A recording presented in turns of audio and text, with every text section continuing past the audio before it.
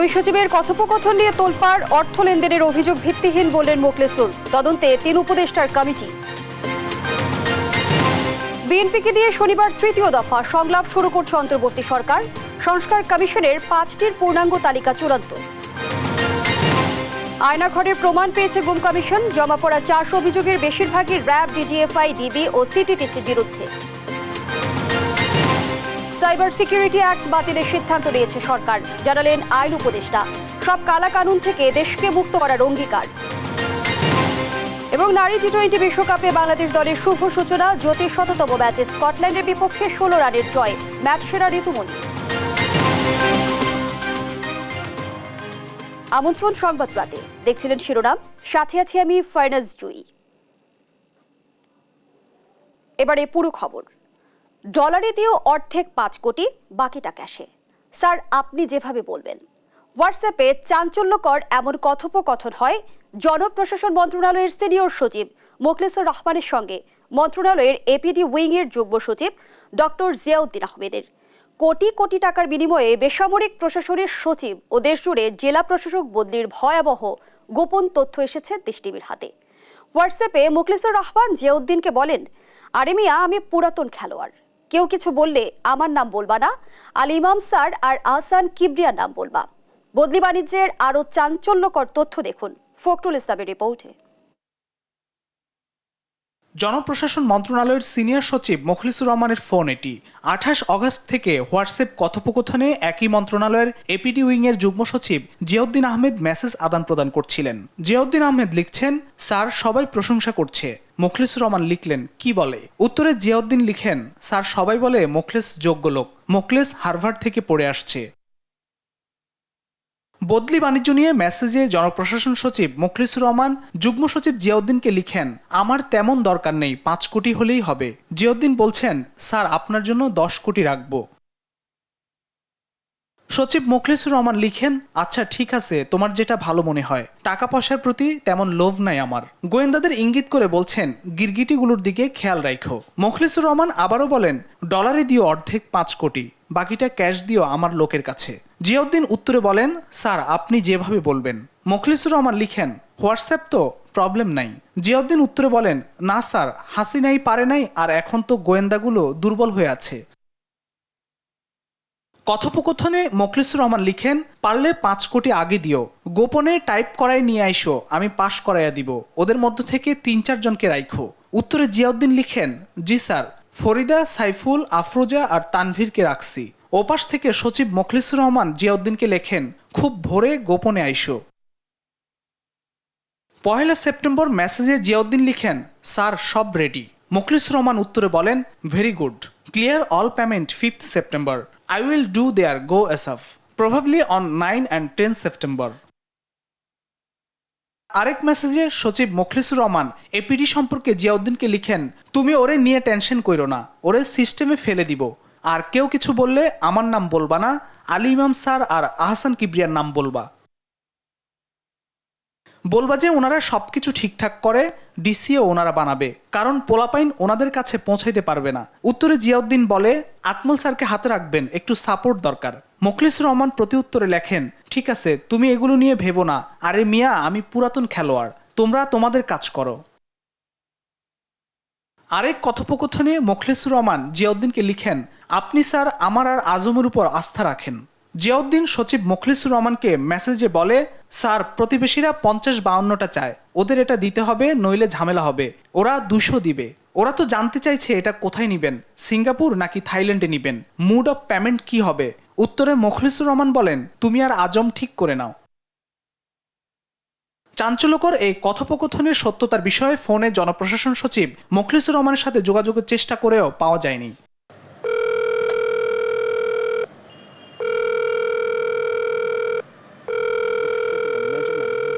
অপরদিকে যুগ্ম সচিব জিয়াউদ্দিন আহমেদের কাছে ফোনে জানতে চাইলে তিনি মেসেজে সচিবের সঙ্গে কথা হয়নি বলে জানান।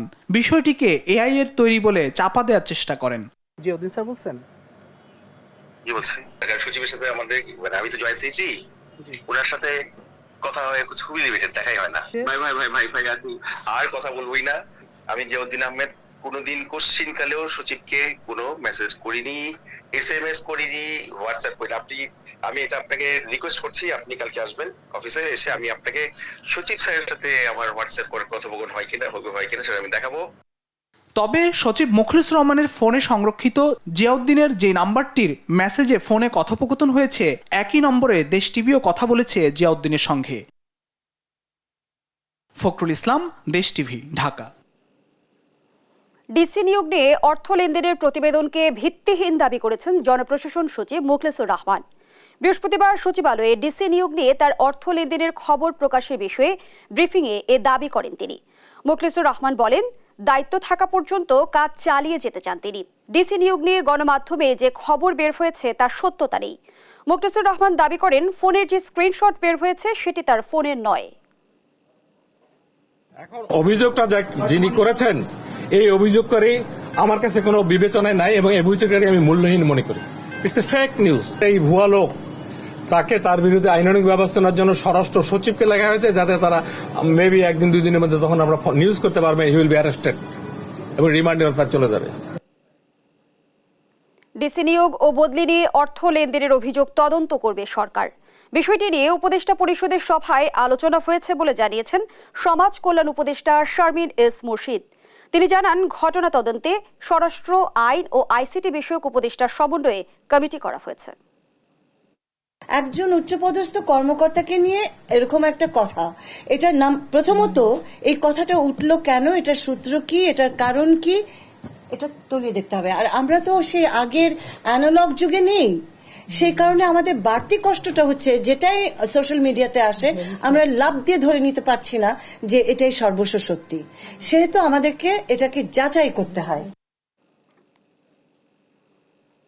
রাষ্ট্র সংস্কারের পদক্ষেপ নিয়ে রাজনৈতিক দলগুলোকে অবহিত করা এবং তাদের মতামত নিতে সংলাপ শুরু হচ্ছে শনিবার। প্রথম দিন দুপুরে প্রধান উপদেষ্টার সঙ্গে সংলাপে অংশ নেবে বিএনপি, জানালেন প্রধান উপদেষ্টার প্রেস সচিব শফিকুল আলম। সন্ধ্যায় ফরেন সার্ভিস একাডেমিতে উপদেষ্টা পরিষদের বৈঠক নিয়ে ব্রিফিংয়ে এ তথ্য জানান তিনি। সংস্কারের জন্য গঠিত 6 কমিশনের মধ্যে 5টির পূর্ণাঙ্গ তালিকা চূড়ান্ত জানিয়ে প্রেস সচিব বলেন, সবগুলো চূড়ান্ত করে দ্রুতই তালিকা প্রকাশ করা হবে। বৈঠকে ডিসি নিয়োগ ও বদলিতে জনপ্রশাসন মন্ত্রণালয়ে 2 সচিবের অর্থ লেনদেনের অভিযোগ তদন্তে কমিটি গঠন করা হয়। 6টা কমিশন আমরা কালকে বলেছিলাম যে 6টা কমিশন 2 থেকে 3 দিনের মধ্যে, আমরা আশা করছিলাম যে 2 থেকে 3 দিনের মধ্যে এটা এদের ফাইনালাইজ হবে। তো আমরা আজকে যেটা জানতে পারলাম সেটা হচ্ছে 5টা কমিশন মোটামুটি ফাইনালাইজ, এটা জাস্ট ডিক্লারেশনটা বাকি। আর একটা কমিশনের 2-1 জনের নাম একটু বাকি আছে, এটাও আমরা আশা করছি 1-2 দিনের মধ্যে এটা ফাইনালাইজ হবে। পলিটিক্যাল পার্টিগুলোর সাথে আলাপটা শুরু হচ্ছে শনিবার 2:30টার সময়। প্রথম দিন বিএনপি থাকবে, এটুকু আমি বলতে পারি। এরপরে তো আরও বাংলাদেশের প্রধান কিছু পার্টিগুলো থাকবে। স্বৈরাচার শেখ হাসিনার আমলে আলোচিত আয়না ঘরের প্রমাণ পেয়েছে গুম কমিশন। তবে ঘটনাস্থল পরিদর্শনে গিয়ে কোনো ভুক্তভোগী বা বন্দীকে পায়নি তারা। কমিশনের 13 কার্যদিবসে 400 অভিযোগ পাওয়ার কথা জানিয়ে কমিশন প্রধান জানান, বেশিরভাগ অভিযোগ এসেছে র্যাব, ডিবি, সিটিটিসি, ডিজিএফ এর বিরুদ্ধে। অভিযুক্তদের কমিশনে তলব করা হবে বলেও জানান তিনি। আরও জানাচ্ছেন নাফিয়া ফিরজানা। আয়নাঘর শব্দটা যতটা সাদামাটা ততটাই রহস্যময়। শেখ হাসিনা সরকারের পতনের পর প্রকাশ্যে আসে স্বৈরাচারের বন্দিশালা। আওয়ামী লীগের শাসনামলে আলো বাতাসহীন কক্ষে আটকে রাখা হতো গুম হওয়া মানুষদের। প্রতিরক্ষা বাহিনীর কাউন্টার টেরোরিজম ইন্টেলিজেন্স ব্যুরো পরিচালিত গোপন আটক কেন্দ্রের নাম আয়নাঘর। এখানে কমপক্ষে 16টি কক্ষ রয়েছে, যেখানে একসাথে 30 জন বন্দী রাখার সক্ষমতা রয়েছে। আয়নাঘরটি ঢাকা সেনানিবাস এলাকায় বলে জানা যায়। 2009 সালে ক্ষমতায় আসার পর থেকে রাজনৈতিক প্রতিপক্ষ, সরকারের সমালোচক ও ভিন্ন মতাবলম্বীদের দমনে বিচার বহির্ভূত হত্যা, গুম-খুনের মতো ঘটনা ঘটিয়েছে আওয়ামী লীগ সরকার। ধারণা করা হয় বিগত সময়ে গুম-খুনের অনেক ঘটনার সাক্ষী এই আয়নাঘর। 5 আগস্ট ছাত্র জনতার আন্দোলনে পতন হয় স্বৈরাচার শেখ হাসিনার। এরপর গেল 15.5 বছরে গুমের ঘটনা, ভুক্তভোগীদের সন্ধান, অভিযোগ তদন্ত ও দোষীদের বিচারে কমিশন গঠন করে অন্তর্বর্তী সরকার। এরপর 15 সেপ্টেম্বর শুরু হয় গুম সংক্রান্ত অভিযোগ গ্রহণ। তদন্তের অংশ হিসেবে আলোচিত ডিজিএফআই এর বন্দিশালা আয়নাঘর পরিদর্শন করে গুম কমিশন। এ নিয়ে বৃহস্পতিবার দুপুরে গুলশান কার্যালয়ে সংবাদ সম্মেলনে কমিশন প্রধান জানান 13 কার্যদিবসে 400 ভুক্তভোগী অভিযোগ দিয়েছেন, যার বেশিরভাগই র্যাব, ডিবি, সিটিটিসি, ডিজিএফআই এর বিরুদ্ধে। আমরা আমাদের কাজ করে যাচ্ছি এবং মানুষের অনেক রেসপন্স পেয়েছি। আমাদের ফর সাবমিশন অফ কমপ্লেন্টস আমাদের আর্লিয়ার ডেডলাইন বা টাইমলাইন ছিল আপনার 30 সেপ্টেম্বর। টাইমলাইনটা আমরা এক্সটেন্ড করে আপ টু 10 অক্টোবর 2024 করা হয়েছে। আয়নাঘর থেকে ফিরে আসা আমান আজিম সহ সশরীরে 75 জন ভুক্তভোগী অভিযোগ করেছেন। যাদের বিরুদ্ধে অভিযোগ ও তথ্য প্রমাণ পাওয়া যাচ্ছে তাদের তলব করবে কমিশন। ডিজিএফআই এর আয়নাঘর ও সিটিটিসির ইন্টারোগেশন সেল পরিদর্শনে গিয়ে কোনো বন্দী পায়নি গুম কমিশন। নাফিয়া ফারজানা, দেশ টিভি, ঢাকা। লক্ষ্মীপুর ও যাত্রাবাড়ি হত্যার ঘটনায় শেখ হাসিনা সহ 30 জনের বিরুদ্ধে ট্রাইব্যুনালে 2টি অভিযোগ দাখিল করেছে জাতীয় নাগরিক কমিটি। এদিকে বিএএফ শাহীন কলেজের শিক্ষার্থী আহনাফকে হত্যার ঘটনায় আন্তর্জাতিক অপরাধ ট্রাইব্যুনালে আরেকটি অভিযোগ। ট্রাইব্যুনালের মূল ভবন পরিদর্শন করে গণপূর্ত মন্ত্রণালয়ের প্রধান প্রকৌশলী জানান 3 থেকে 4 মাসের মধ্যে শেষ হবে সংস্কার কাজ। সাবরিনা মজুমদারের রিপোর্টে বিস্তারিত। ছাত্র জনতার গণ অভ্যুত্থানে 18 জুলাই রাজধানীর যাত্রাবাড়িতে কলেজ শিক্ষার্থী সাকিব হাসান এবং 4 আগস্ট লক্ষ্মীপুরে ওসমান গনি হত্যার বিচার চেয়ে বুধবার শেখ হাসিনা সহ 30 জনকে আসামি করে আন্তর্জাতিক অপরাধ ট্রাইব্যুনালে আরও 2টি অভিযোগ দাখিল করেছে তাদের পরিবার। আইনি সহায়তা দিচ্ছে জাতীয় নাগরিক কমিটি। আমার সন্তানের মাথার ভিতরে পিছনে গুলিটা লাগছে আর পিছনে ডাই সাইডে যে সিনা বরাবর গুলি লাগছে, মাথার গুলিটা এবার আমি আঙ্গুল দিছি, আঙ্গুলটা পুরো ঢুকে গেছে ভিতরে। আমার ছেলের তো কোনো অপরাধ ছিল না, আমার ছেলে ছাত্র মিছিলে গেছে, আমার ছেলের কি এটা অপরাধ? এই অপরাধে আমার ছেলে গুলি খেতে পারে, মরতে পারে। এদিকে 4 আগস্ট মিরপুর 10 নম্বরে বিএএফ শাহীন কলেজের শিক্ষার্থী আহনাফ নিহতের ঘটনায় আরেকটি অভিযোগ জমা পড়েছে ট্রাইব্যুনালের প্রসিকিউশনে। ছেলে হত্যার সুষ্ঠু বিচার চেয়েছেন আহনাফের মা। 4 তারিখ যখন ও যায়, আমি 3 তারিখ ওকে না বারণ করেছিলাম যে বাবা তুমি যেও, কালকে বের হবে না। তো ও আমাকে একটাই কথা বলতো যে আম্মু আমি যাব, আমি আন্দোলনে যাব।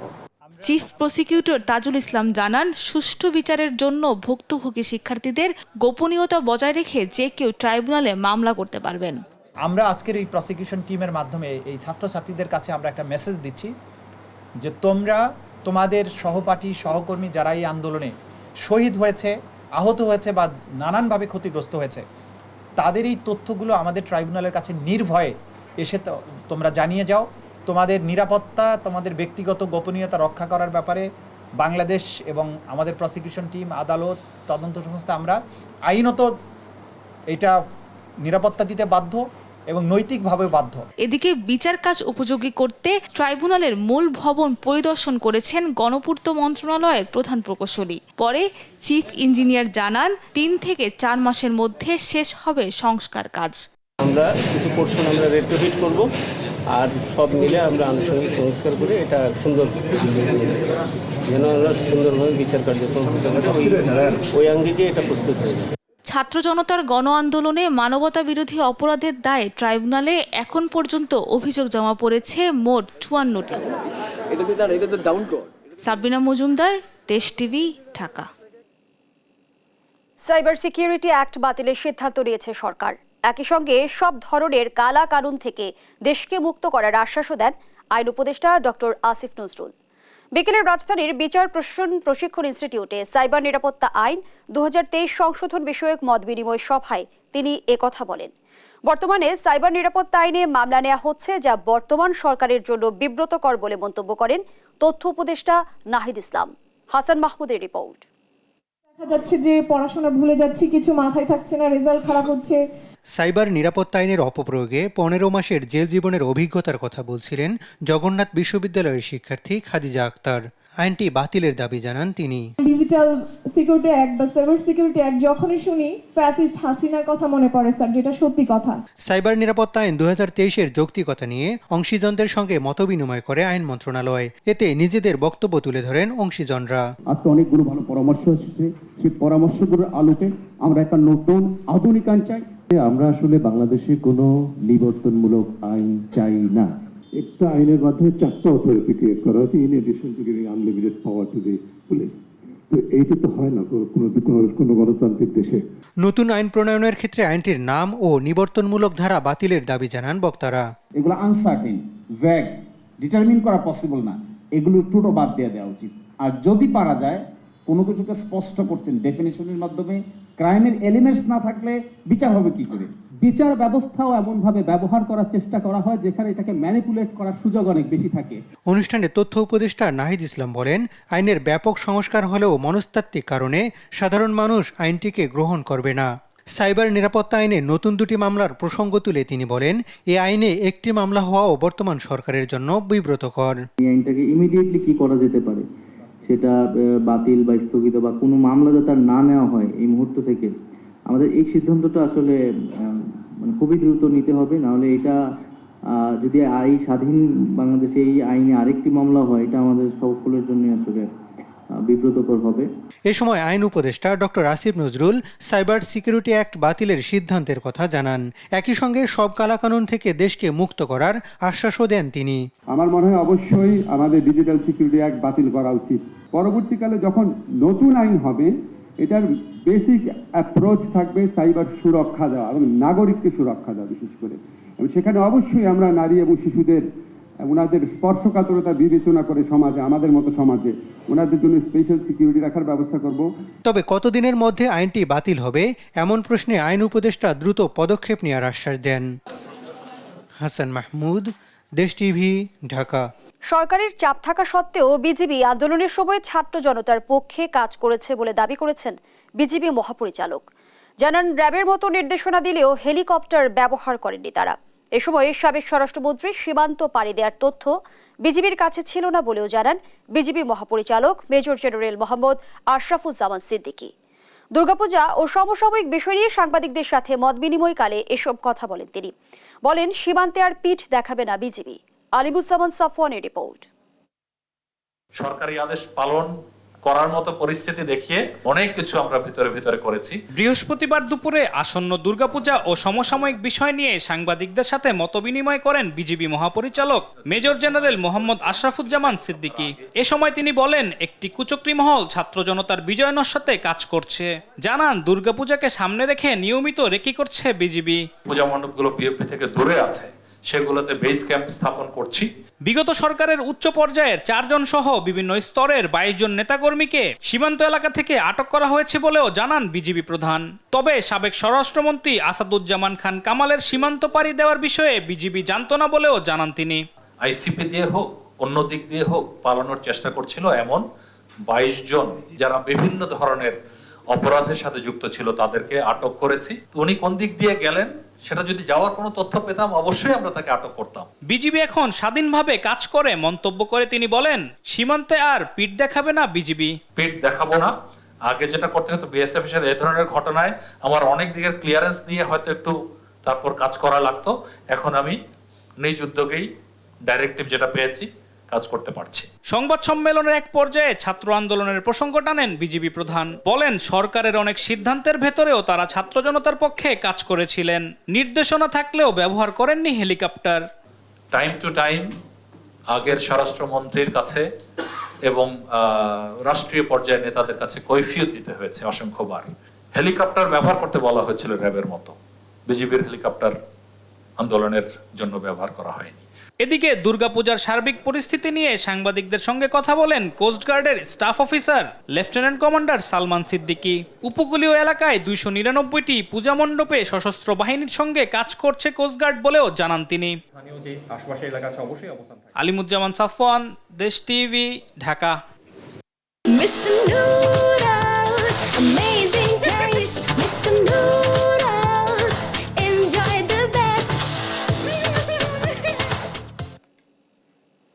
ফ্যাসিবাদকে আর রাজনৈতিক ও সামাজিক পুনর্বাসনের সুযোগ দেয়া যাবে না বললেন বিএনপির সিনিয়র যুগ্ম মহাসচিব রুহুল কবির রিজভী। দেশকে গণতন্ত্রের পথে এগিয়ে নিতে দ্রুত সুষ্ঠু নির্বাচনের ব্যবস্থা করতে অন্তর্বর্তী সরকারের প্রতি আহ্বান জানান তিনি। আর অন্তর্বর্তী সরকার ও প্রশাসনের লুকিয়ে থাকা আওয়ামী লীগের দোসরদের বের করে না দিলে সুষ্ঠু নির্বাচন কঠিন হয়ে পড়বে বলে মনে করেন দলের চেয়ারপারসনের উপদেষ্টা জয়নুল আবদিন ফারুক। সাইফুল রিপনের প্রতিবেদন। সাংবাদিক মাহমুদুর রহমানের বিরুদ্ধে করা সব মামলা প্রত্যাহার ও আমার দেশ পত্রিকা খুলে দেওয়ার দাবিতে জাতীয় প্রেস ক্লাবে বিক্ষোভ সমাবেশ করে বাংলাদেশ ফেডারেল সাংবাদিক ইউনিয়ন ও ঢাকা সাংবাদিক ইউনিয়ন।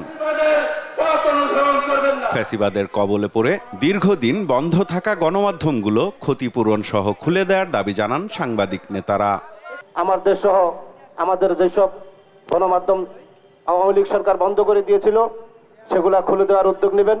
এই সরকারের চারপাশে আমরা ফ্যাসিবাদের প্রেতাত্মাদেরকে ঘুরে বেড়াতে দেখছি।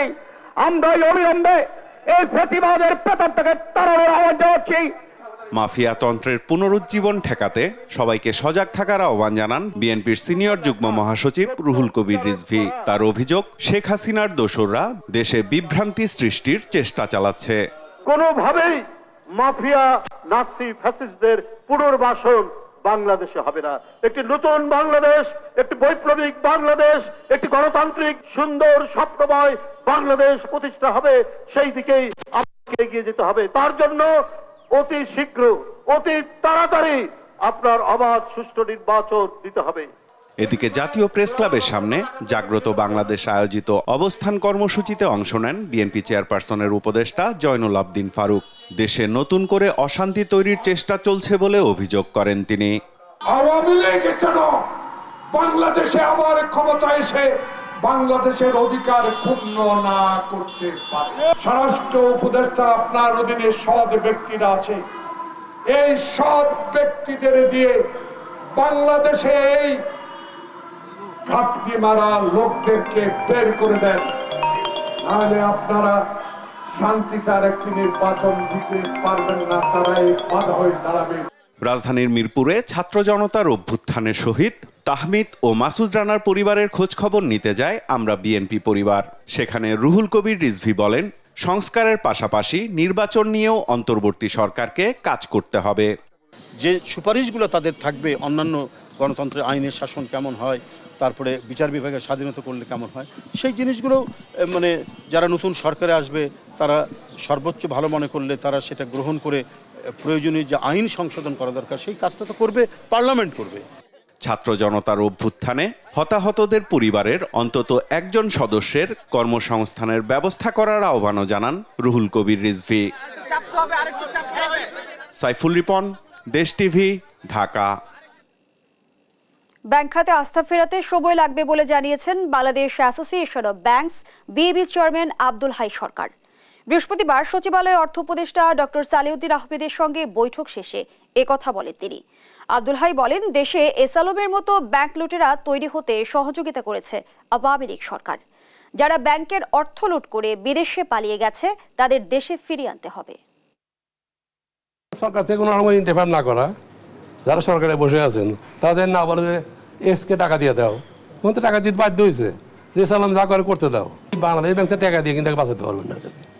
ওনাকে আমরা আবেদন করলাম যে আপনি একটু ইন্টারন্যাশনাল ফাইন্যান্স কর্পোরেশন, তারপর IFC, এটা Asian development bank, world bank, IMF, এদের কাছে একটা যদি প্যাকেজ দেওয়া যায় এই 8-9টা ব্যাংক বাঁচানোর জন্য, ওই সবচেয়ে বেস্ট ওয়ে হবে টু রেস্কিউ দিস ব্যাংকস। বৈষম্য বিরোধী ছাত্র আন্দোলনে মিরপুরের শিক্ষার্থী শামীম হাওলাদার নিহতের ঘটনায় রূপনগর থানা আওয়ামী লীগের সহসভাপতি গফুর মোল্লাকে গ্রেপ্তার করেছে পুলিশ। তার কাছ থেকে একটি শর্টগান এবং 8 রাউন্ড গুলি উদ্ধার করা হয়। বৃহস্পতিবার বিকেলে ডিএমপি মিডিয়া সেন্টারে সংবাদ সম্মেলনে এ তথ্য জানান মিরপুর বিভাগের উপ পুলিশ কমিশনার মকসেদুর রহমান। বলেন, ছাত্র আন্দোলন ঘিরে মিরপুরের সবচেয়ে বেশি মামলা হয়েছে। মামলা পর্যালোচনা করে অভিযান চলছে। একই সাথে আসামিরা যাতে দেশ ছেড়ে পালাতে না পারে সেদিকে নজর রাখা হচ্ছে বলেও জানান এ পুলিশ কর্মকর্তা। আমাদের কাছে এরকম তথ্য আসতেছে যে অনেকে দেশের বাইরে গেছেন বা অনেকে দেশে আছেন। তো আমরা এগুলা এখনো অনেকের ধরার জন্য আমরা বিভিন্ন আমাদের গোয়েন্দা তথ্য আমরা সংগ্রহ করছি। যদি বাংলাদেশে কোথাও থেকে থাকে আমরা তাদের অ্যারেস্ট করব।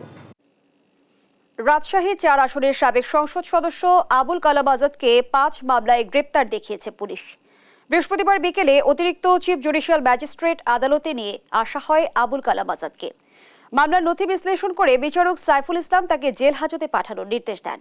গেল 5 আগস্ট রাজশাহীর বাগবাড়ায় বৈষম্য বিরোধী ছাত্র আন্দোলনে ছাত্র জনতার উপরে দমন নিপীড়ন চালানোর নির্দেশদাতা হিসেবে তাকে আসামি করা হয়। 5 আগস্টের পর থেকে আত্মগোপনে ছিলেন সাবেক এই সংসদ সদস্য। বুধবার রাজধানীর বীরপুর থেকে তাকে গ্রেপ্তার করে আইনশৃঙ্খলা বাহিনী।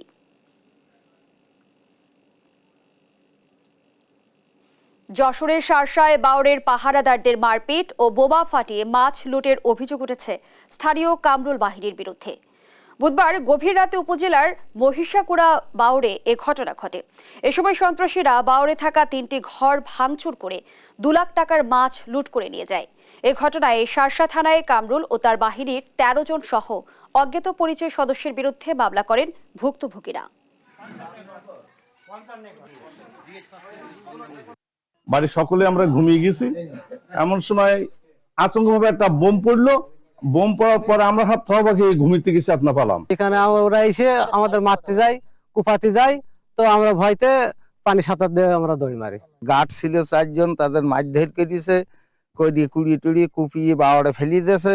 কামরুল বাহিনী ওরূপে পল্টু বাহিনী এরা আমাদের কাছে চান্দা চাই, চান্দা না দিয়াতে এরা কালকে এসে বাংলাদেশ থেকে মাছ 2 থেকে 1.5 লাখ টাকার মাছ ধরেছে।